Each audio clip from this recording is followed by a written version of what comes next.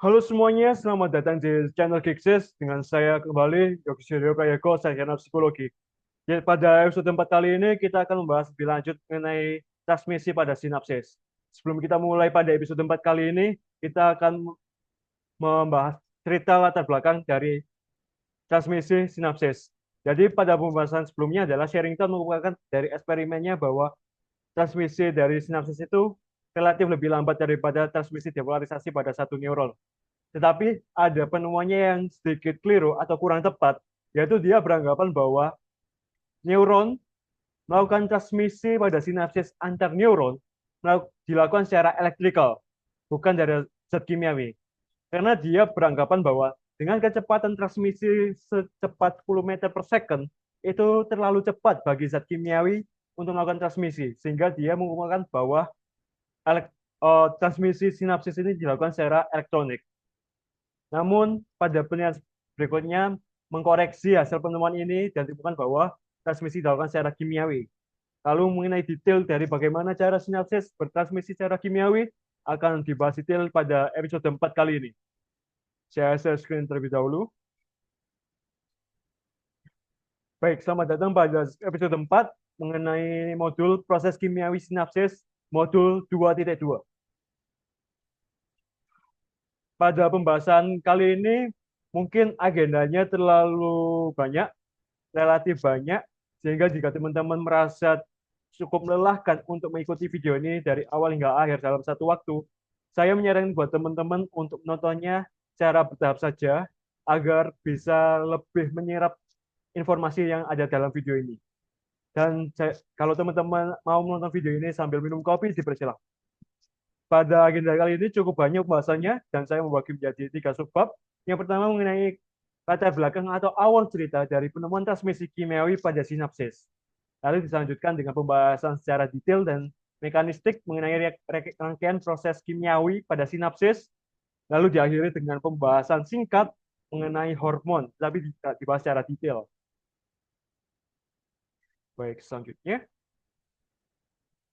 mengenai penemuan transmisi kimiawi pada sinapsis. Awalnya dicoba terlebih dahulu oleh Thomas Fenton Elliott pada tahun 1905, di mana dia melakukan eksperimen berupa memberian zat adrenalin pada 3 organ. Yang pertama adalah jantung, otot perut, dan yang ketiga adalah pupil.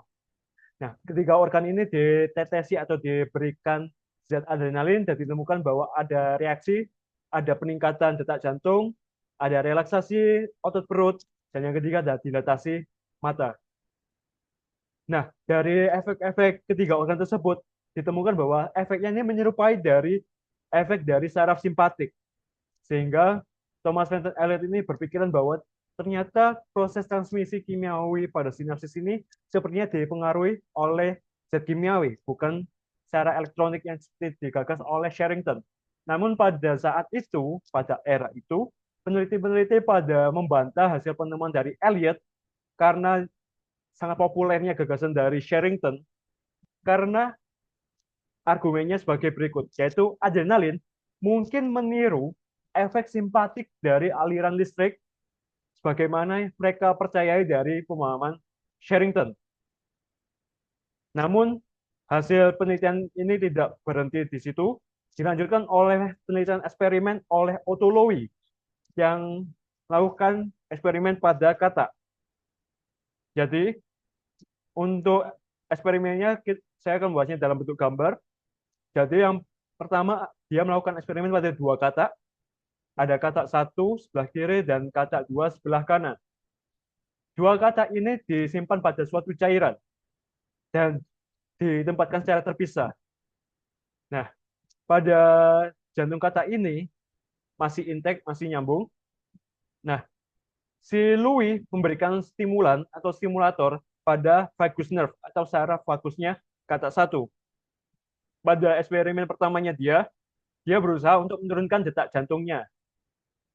Oh ya, awalnya 2 jantung ini sebelum dikasih stimulasi, detak jantungnya normal. Lalu ketika kata 1 diberikan stimulasi penurunan detak jantung, maka kata 1 menurunkan detak jantung.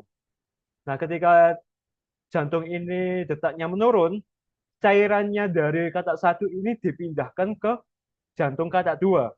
Sehingga, tapi kata 2 tidak diberi stimulan kayak kata 1. Jadi murni hanya dikasih cairan bekasnya jantung 1. Dan ditemukan ada perubahan reaksi pada jantung 2 ini, yaitu penurunan detak jantung juga pada kata 2 tanpa stimulasi dari Louis. Nah, Louis mulai semakin penasaran dengan hasil penemuan ini, sehingga dia melanjutkan pada eksperimen kedua, yang relatif sama, yaitu dia melakukan simulasi pada jantung kata 1 dengan peningkatan detak jantung, lalu cairannya diambil dari jantung kata 1 ke kata 2, sehingga ditemukan bahwa reaksinya, yaitu jantung kata 2 mengalami peningkatan detak jantung. Sehingga Louis ini mengambil kesimpulan bahwa neuron ini ternyata mengirim pesan bukan secara elektrolit atau elektrik, melainkan dengan secara zat kimiawi. Lalu kenapa Louis begitu sangat percaya diri mengenai kesimpulan ini? Karena dari eksperimen yang telah dia lakukan, sangat tidak mungkin bagi zat elektrik, mohon maaf, untuk muatan elektrik mengalir dari jantung 1 ke jantung 2. Karena yang dipindahkan bukan stimulatornya, tapi hanya cairannya bekas dari cairan jantung kata 1 dipindahkan ke jantung kata 2. Sehingga yang mereaksikan jantung kata 2 ini adalah zat kimiawi yang terkandung pada cairan jantung kata 1. Selanjutnya, sebentar. Pada pembahasan subbab kedua ini cukup relatif sangat detail dan spesifik, yaitu rangkaian proses kimiawi pada sinapsis. Sebelum kita membahas lebih detail, kita akan membahas overview atau gambaran umum dari rangkaian proses kimiawi pada sinapsis. Jadi, pada awalnya, sebentar, ada gelembung-gelembung ini yang berisi titik-titik-titik. Nah, titik-titik ini adalah neurotransmitter. Neurotransmitter itu apa? Neurotransmitter adalah zat kimiawi yang dibentuk oleh neuron sebagai bentuk pengiriman pesan. Jadi neurotransmitter itu adalah pesannya. Sebelum kita mulai, mohon maaf, kita lebih baiknya berkenalan terlebih dahulu dengan organel dari sel tersebut. Jadi yang atas ini adalah neuron presinaptik, yaitu neuron yang pengirim neurotransmitter. Lalu yang bawah warna ungu ini adalah neuron postsinaptik, yaitu neuron penerima neurotransmitter. Lalu yang hijau ini adalah sel glia dengan tipe astrosit yang telah kita bahas pada bab 1. Baik, kita lanjut pada prosesnya. Yang pertama adalah sintesis atau pembuatan atau produksi neurotransmitter kecil. Dan contohnya pada gambar ini adalah asetilkolin, tapi nanti tipe-tipenya atau jenis-jenisnya itu akan dibahas pada pembahasan berikutnya. Nah, dibuatnya itu di daerah terminal presinaptik atau ujung aksonnya dari presinaptik. Ketika sudah dibuat neurotransmitter di sini, lalu ada potensial aksi yang menyebabkan kalsium bisa masuk ke neurotransmitter. Bagaimana kalsium bisa masuk ke neurotransmitter? Yaitu memerlukan potensial aksi dari ujung akson awal hingga ujung akhir. Karena kalau tidak ada potensial aksi, kalsium nggak bisa masuk. Nah, kalau kalsium mudah masuk, dia akan melepaskan neurotransmitter yang disimpan dalam gelembung-gelembung vesikel ini. Jadi, titik-titik kuning transmitter ini lepas karena kalsium masuk, melewati celah atau gap antar sinaptik atau synaptic cleft, celah sinapsis. Neurotransmitter menyeberangi celah ini dan menempel pada gambar biru ini, yaitu reseptor punyanya possinaptik. Ketika sudah menempel, nanti akan memberikan reaksi pada sel neuron possinaptik. Ketika sudah bereaksi, nanti neurotransmitter kuning ini akan melepaskan diri pada nomor 4, lalu dilanjutkan nomor 5, yaitu ada prosesnya reuptake neurotransmitter, yaitu titik-titik kuning ini atau neurotransmitter akan diambil ulang kembali oleh presinaptik. Tidak hanya itu, neuron possinaptik pun juga bisa mengirimkan neurotransmitter untuk memberikan negatif feedback yang akan dijelaskan pada pembahasan berikutnya. Nah, neuron-neuron negatif neurotransmitter negatif feedback ini akan masuk ke suatu membran khusus, membran protein khusus yang namanya transporter di daerah 7 ini. Selanjutnya, nah untuk pembahasan yang saya bahas pada gambar sebelumnya itu secara ringkas tertulis pada slide ini. Mungkin buat teman-teman yang ingin membaca ulang untuk memahami pembahasan saya sebelumnya bisa di-pause karena pada pembahasan slide ini sudah sama persis seperti apa yang saya sampaikan pada sebelumnya. Selanjutnya kita masuk ke tipe-tipe neurotransmitter. Jadi neurotransmitter itu tidak hanya asetilkolin, tetapi ada banyak sekali. Dan seperti pada tertera pada gambar, ada beberapa kelas dari asam amino hingga bentuk gas, dan contoh-contoh neurotransmitternya ada di tabel kolom sebelah kanan. Mulai dari glutamat, GABA, glisin, aspartat, asetilkolin, serotonin, dopamin, norepinefrin, epinefrin, dan lain-lainnya hingga nitrik oksida, NO. Dari sekian neurotransmitter ini, yang paling unik adalah nitrik oksida. Kenapa? Karena dia bentuknya adalah gas. Jadi dia itu tidak dibungkus dalam gelembung vesikula seperti gelembung kecil tadi, tapi dia ketika setelah disintesis dia langsung berdifusi, langsung menyebar. Dan nitrik oksida ini sifatnya itu beracun jika jumlahnya sangat besar. Jika neuron yang memproduksi nitrik oksida atau NO ini akan mempunyai enzim untuk membreakdown NO ini agar produksinya lebih efisien dan tidak membahayakan diri kita. Lalu fungsinya NO ini itu apa? Yaitu untuk membuat dilatasi pada pembuluh darah terdekat sehingga dapat meningkatkan aliran darah ke otak. Selanjutnya kita masuk ke pembahasan sintesis transmitter atau bagaimana transmitter itu dibuat atau diproduksi. Sintesis itu sendiri kebanyakan dari asam amino yang kita peroleh dari makanan-makanan yang berprotein. Dan pada gambar sebelah kiri ini kita peroleh beberapa turunan zat kimiawi. Sebentar. Oke, turunan dari zat kimiawi yang akan memproduksi beberapa neurotransmitter. Dari yang sebelah kiri akan menghasilkan neurotransmitter asetilkolin. Pada yang tengah ini kelompok neurotransmitter kelompok kelas katekolamin yang terdiri dari produknya ada dopamin. Kalau diturunkan lagi ada norepinefrin, lalu diturunkan lagi adalah epinefrin. Kenapa disebut ketiga neurotransmitter ini disebut kelompok kelas katekolamin? Karena dia menyerupai ada sekelompok unsur kelas katekolamin sebagai unsur pendiri dari dopamin, norepinefrin, maupun epinefrin. Kalau gambarnya teman-teman rotasi ke 90 derajat ke kanan, nanti kurang lebih gambarnya mirip-mirip dengan tiga transmitter ini. Dopamin, norepinefrin, dan epinefrin. Lalu yang terakhir, ada sintesis serotonin yang diperoleh dari turunan dari zat kimia dua di atasnya. Jadi pada saat ini kita belajar 5 neurotransmitter, ada asetilkolin, dopamin, norepinefrin, epinefrin, dan asetilkolin. Lalu ada informasi tambahan pada slide ini, yaitu obat L-dopa atau levodopa itu sebagai prekursor dopamin.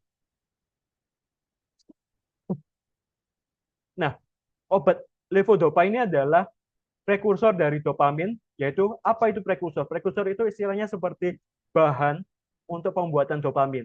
Sehingga ketika orang-orang mengonsumsi obat L-dopa atau levodopa, maka neurotransmitter dopaminnya akan meningkat. Dan biasanya digunakan oleh pasien atau klien yang mengidap Parkinson disease. Karena pada Parkinson disease biasanya memerlukan dopamin lebih untuk menguatkan atau mengontrol koordinasi motorik tubuh oleh orang yang mengalami Parkinson. Lalu untuk pembahasan berikutnya kita akan langsung bahas dua pembahasan. Kita mulai dari yang sebelah kiri terlebih dahulu, yaitu penyimpanan transmitter. Nah, transmitter-transmitter sebelumnya, pada gambar sebelumnya kan titik-titik yang di presinaptik dibungkus oleh gelembung-gelembung kecil. Nah, gelembung-gelembung kecil itu sebutannya adalah vesicle. Kecuali neurotransmitter yang nitrik oksida dalam bentuk gas, itu semuanya dibungkus, tapi kalau nitrik oksida itu nggak dibungkus karena bentuknya udah gas, dia langsung berdifusi atau menguap. Jadi kalau dalam mikroskopik, vesicle-vesicle ini bakalan kelihatan seperti gelembung-gelembung kecil yang banyak seperti ini. Dan ini adalah celah celah sinaptik, ini adalah presinaptik, ini adalah postsinaptik. Dan neurotransmitter itu pasti ada di dalam gelembung-gelembung ini. Untuk mempermudahnya saya memakai analogi kalau teman-teman pernah bermain kelereng, dan kelereng kalau teman-teman bawa banyak kelereng kan agak susah nih kalau bawanya nggak pakai bungkus. Jadi vesicle ini gunanya adalah membungkus kelereng-kelereng atau neurotransmitter yang akan dikirim tadi.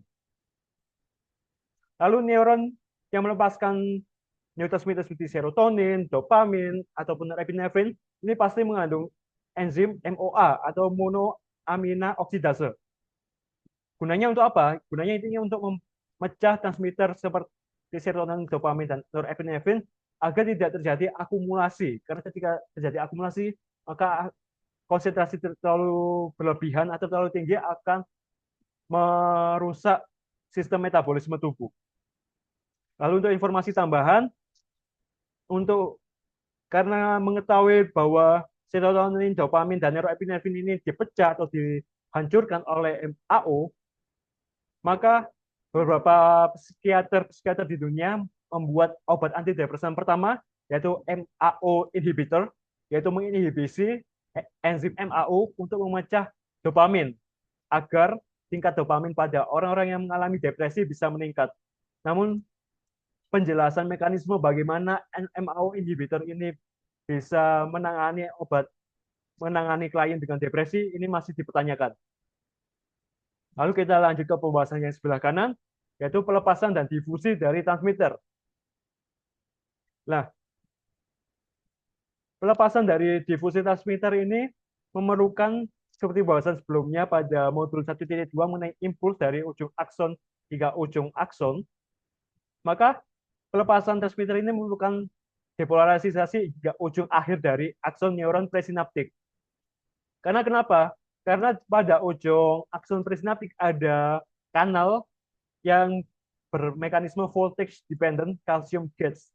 Jadi kalsium ini nggak bisa masuk ke neuron presinaptik kalau nggak dapat depolarisasi atau aliran aktivitas depolarisasi sampai ujung neuron presinaptik. Sehingga perlu depolarisasi nggak ujung, baru kalsium bisa masuk.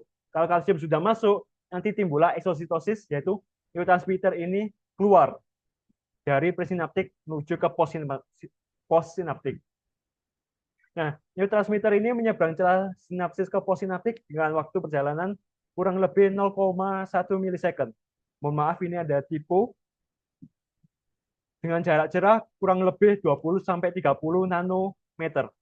Itulah kenapa proses transmisi sinaptik antar neuron itu terkesan lebih cepat karena jaraknya sendiri itu sangatlah dekat. Nah, neuron bisa melepaskan kombinasi dari lebih dari 2 transmitter dalam satu waktu. Dan bisa juga beda transmitter pada beda akson dan juga tergantung musim juga. Jadi kondisional dan sangat kompleks. Selanjutnya, yaitu pembahasan aktivasi reseptor pada sel postsinaptik. Yang pertama kita harus berkenalan dengan efek ionotropik dulu. Efek ionotropik ini karakteristiknya itu cepat dan singkat, on off. Oh ya, mohon maaf. Sebelum kita membahas ini, perlu diketahui bahwa setiap sel-sel postsinaptik ini memiliki bermacam jenis reseptor, sehingga dari reseptor ini kita harus mengenali beberapa karakteristik umumnya, dimulai dengan efek ionotropik. Karakteristik dari efek ionotropik ini adalah dia efeknya cepat dan singkat seperti saklar on-off. Lalu mekanismenya adalah neurotransmitter menempel pada permukaan dari reseptor postsinaptik yang sifatnya ionotropik. Lalu ketika sudah menempel akan timbul terjadi reaksi pembuka kanal utama yang sifatnya itu transmitter gated atau ligand gated, yaitu baru nempelnya neurotransmitter ini akan bisa membuka kanal dengan kecepatan kurang dari atau sama dengan 5 milisecond. Efeknya itu spesifik pada satu titik lokal, jadi hanya bisa membuka satu titik sentuh aja, tidak membuka titik-titik reseptor pada titik lainnya. Untuk pembahasan ini, saya memakai analogi pakai string bag. Jadi teman-teman ketika, ini videonya sebenarnya terbalik, tetapi saya nggak nemu video yang lebih tepat.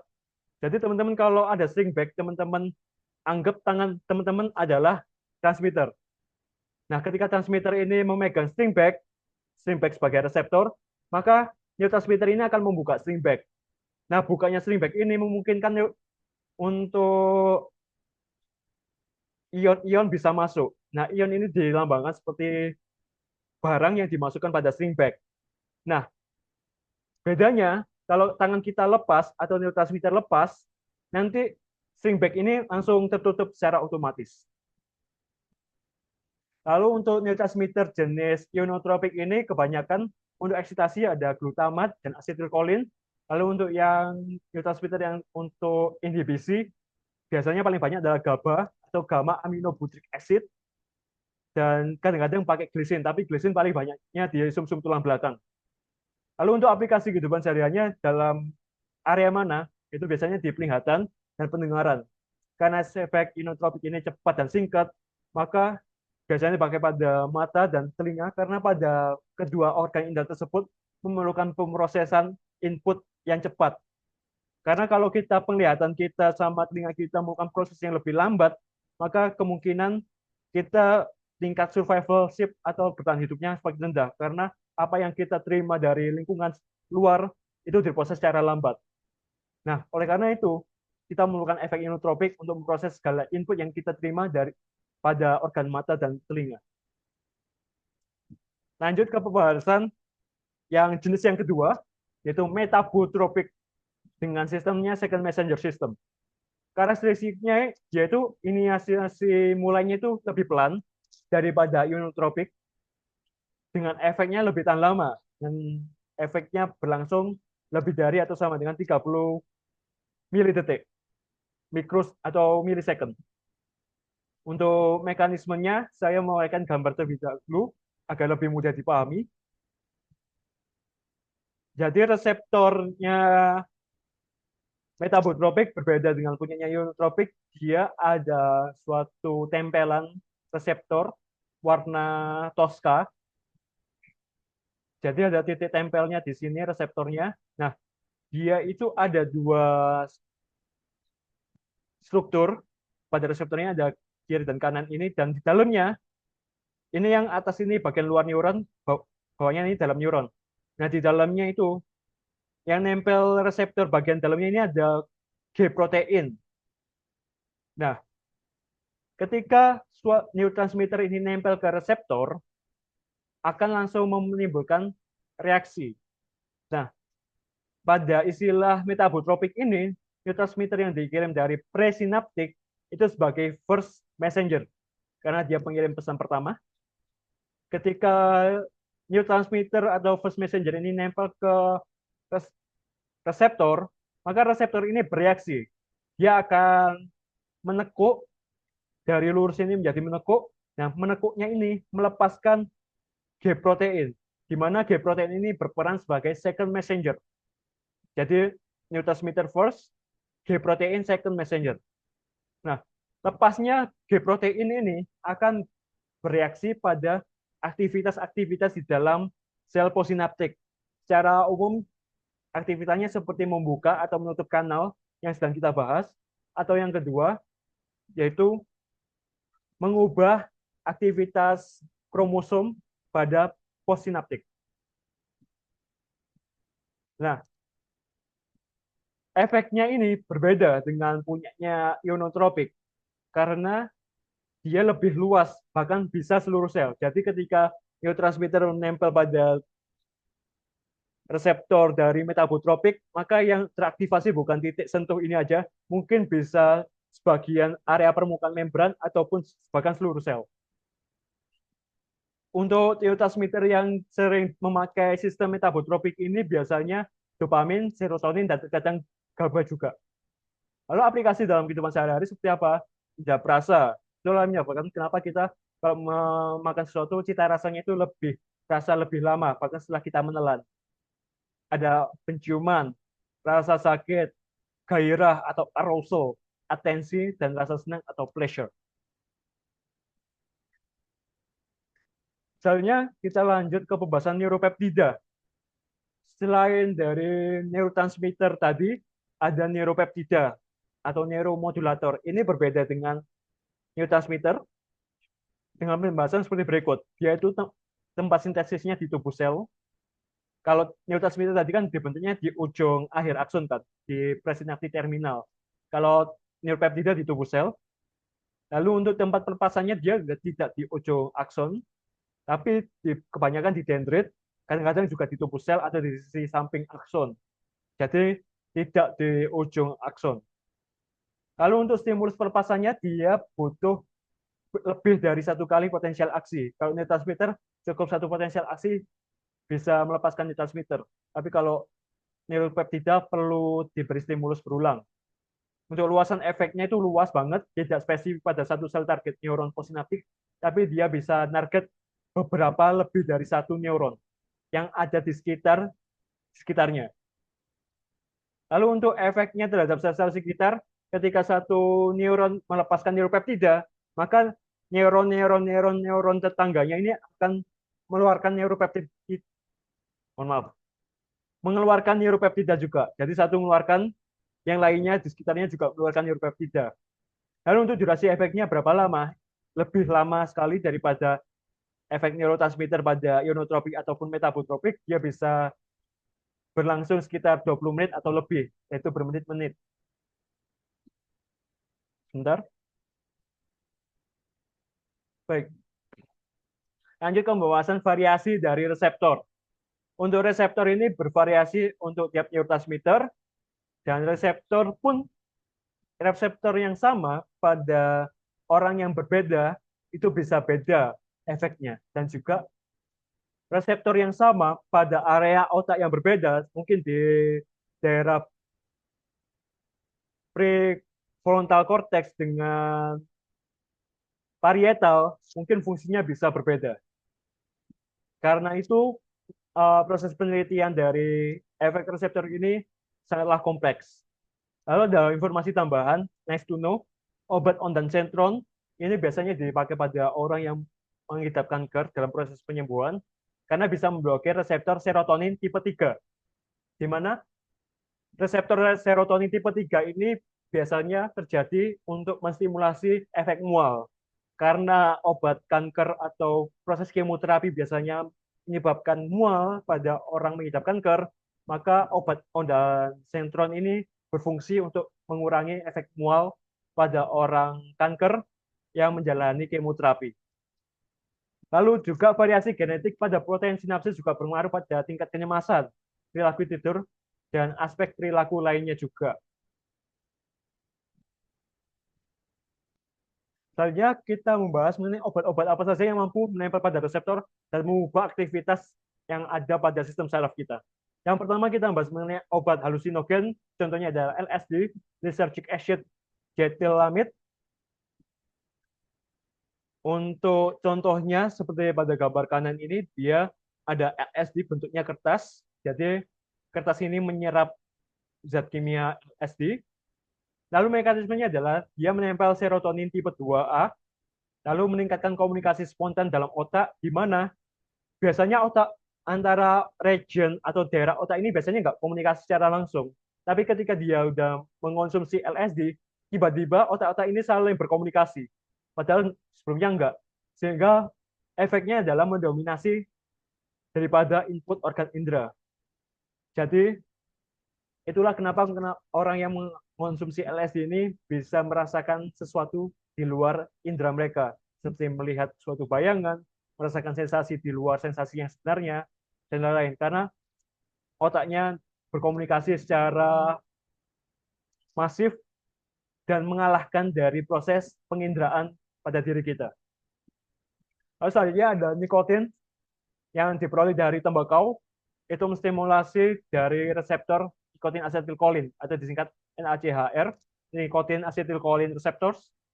Reseptor ini banyak pada neuron pelepas dopamin, sehingga itulah kenapa para perokok-perokok biasanya relatif susah untuk menghentikan adiksi atau kebiasaan merokok mereka, karena itu menstimulasi sistem reward dalam diri kita.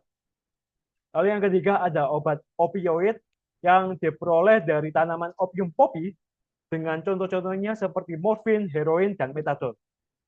Ketika orang mengonsumsi obat dengan kelas opioid ini, biasanya mereka mengalami sensasi pengurangan rasa sakit, dan ditemukan bahwa obat-obat ini menyerupai efek dari sistem endorfin kita, endosistem morfin, yaitu suatu pereda rasa sakit atau pereda rasa nyeri pada diri tubuh kita secara alami.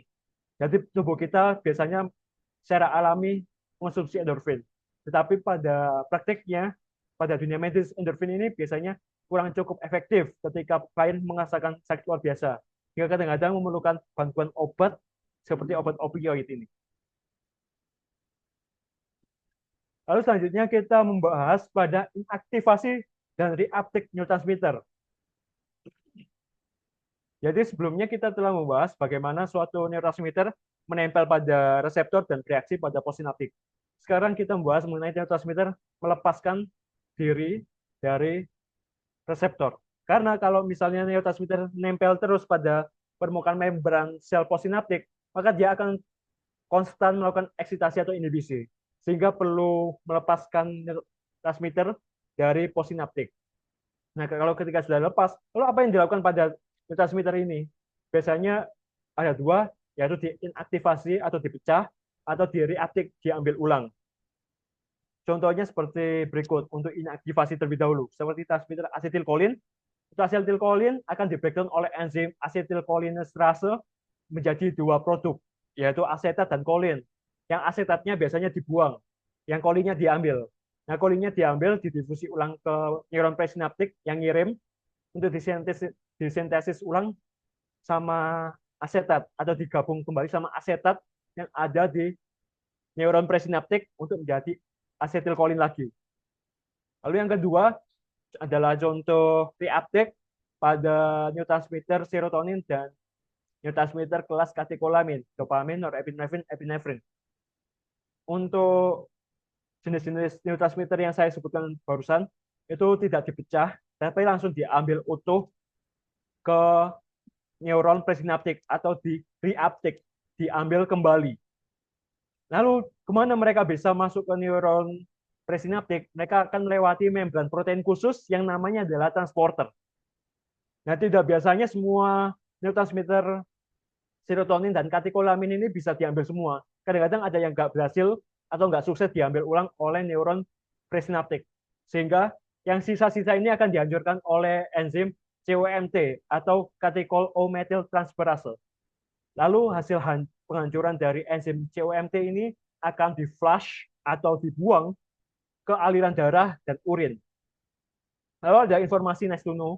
Untuk yang pertama, ada obat stimulan seperti amfetamin dan kokain. Dia akan menginhibisi, sebentar, mohon maaf. Dia akan menginhibisi transporter serotonin dan katekolamin. Dia menutup, memblokir jalur pulangnya serotonin dan katekolamin, sehingga menurunkan proses reuptake atau memperlambat proses pengambilan kembali serotonin dan dopamin, sehingga efeknya lebih lama, efek senangnya lebih lama. Dan beberapa obat antidepresan juga memiliki mekanisme yang sama, tetapi tidak sekuat amfetamin dan kokain, sehingga efek kecanduannya itu lebih rendah, tetap terkontrol. Lalu ada yang kedua, ada obat metilfenidat atau Ritalin, yaitu dia adalah sejenis obat stimulan yang biasanya digunakan untuk klien yang mengalami ADHD. Nah, sistem mekanismenya itu dia memblokir reuptake dopamin. Karena pada ADHD ini memerlukan efek dopamin yang lebih untuk memperkuat koordinasi pada area otaknya, sehingga tapi bedanya sama kokain, untuk metilfenidat ini dia itu efeknya itu naiknya sama turunnya lebih gradual atau lebih pelan. Tidak seperti kokain yang ketika dihirup, dia itu efeknya langsung strong dan begitu cepat, sehingga beresiko besar mengalami kecanduan. Lalu kita masuk ke pembahasan negatif feedback dari possinaptik. Sebelum kita masuk pembahasan ini, saya akan menceritakan sedikit mengenai apa fungsi dari negatif feedback, yaitu kan ini ada neuron pengirim presinaptik dan di sini ada neuron possinaptik penerima dari neurotransmitter. Nah, mereka ini tidak seperti kita manusia yang bisa berbicara. Kapan kita sudah kenyang dikirimi pesan atau dikirimi barang, mereka mengirim berkomunikasi dengan cara yang unik. Jadi presinaptik mengirimkan neurotransmitter terus ke possinaptik.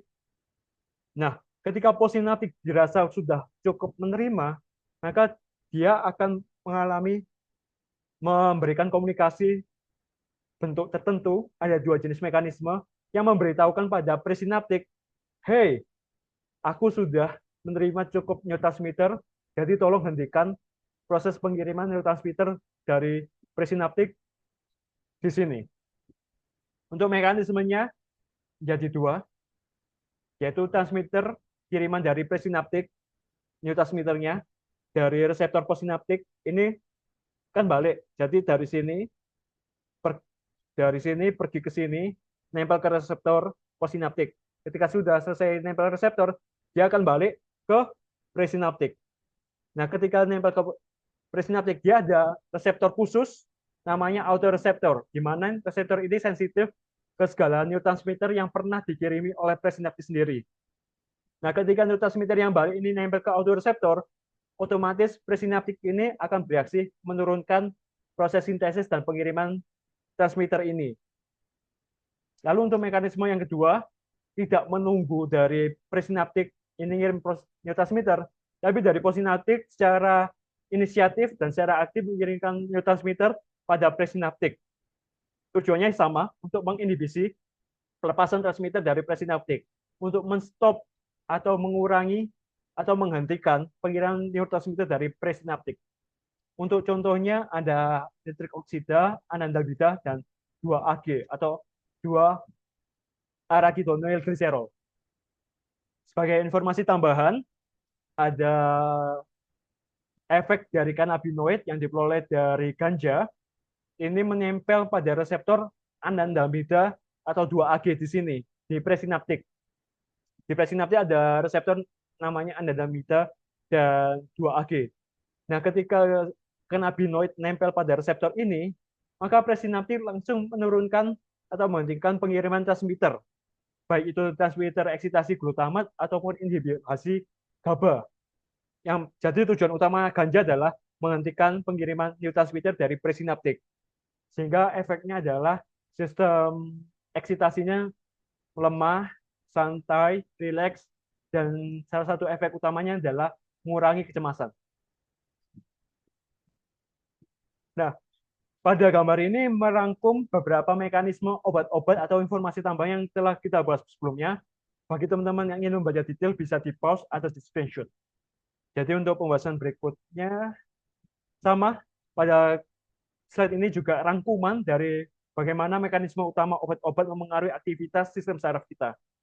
Masih sama, kalau teman-teman mau membaca detail bisa di pause atau di screenshot.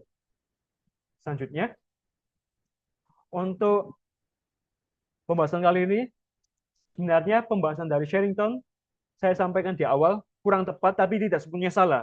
Pada diri kita, tubuh kita, memang ada sinapsis elektrikal, tapi jumlahnya hanya sedikit sekali.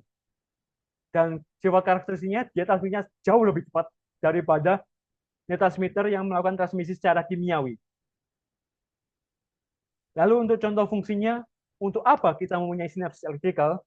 Karena memerlukan suatu koordinasi mekanisme yang memerlukan efek transmisi yang cepat. Contohnya adalah mengontrol sinkronisasi ritme pernafasan kita agar pernafasan kita yang kanan dan yang kiri ini naik dan turunnya barengan. Karena kalau nggak ada sinapsis elektrikal, kemungkinan kita napasnya antara napas kanan dan kiri nggak barengan.